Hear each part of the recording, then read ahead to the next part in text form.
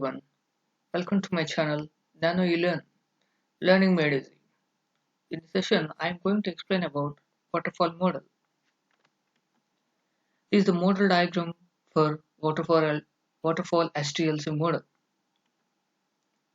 When to use this model?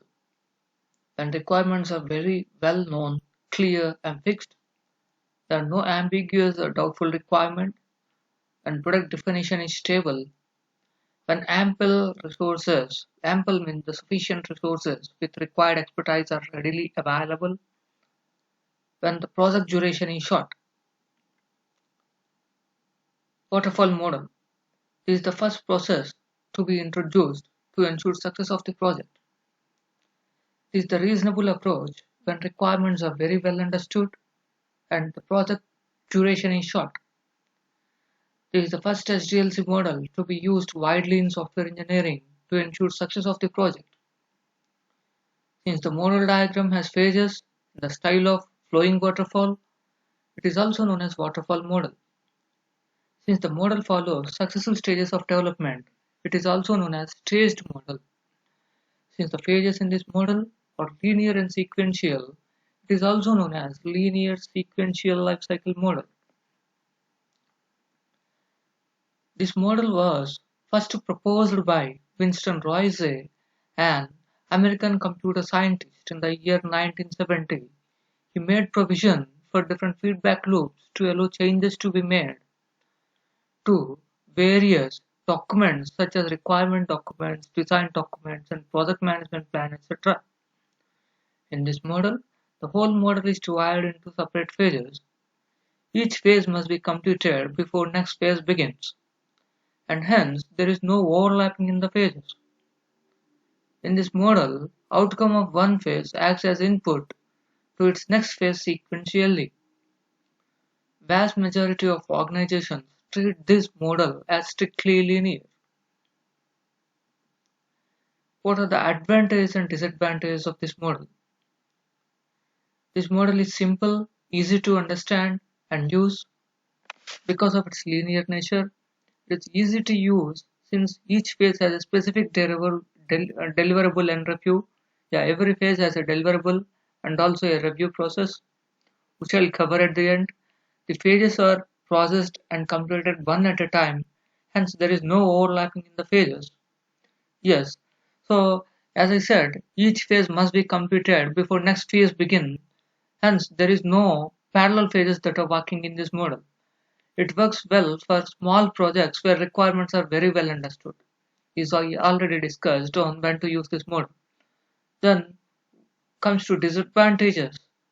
Once an application is in the testing phase, it's very difficult to go back and change something that was not went well in earlier phases because the process is strictly linear, as I said. No working software is produced until late during software cycle. It is not a good model for complex projects because complex projects the requirements are always subject to risk. Since it also because of this reason it is a poor model for long and ongoing projects because generally long and ongoing projects in real time are complex projects with more critical or complex requirements. This model is not suitable for projects where requirements are at a moderate to high risk of changing. So when a project has critical requirement which often subject to change, this model is the right option in such case. We see the model diagrams. It starts with requirements phase followed by design development, where it has a verify process that will happen, where in this phase the deliverable is requirement document, FRS or SRS.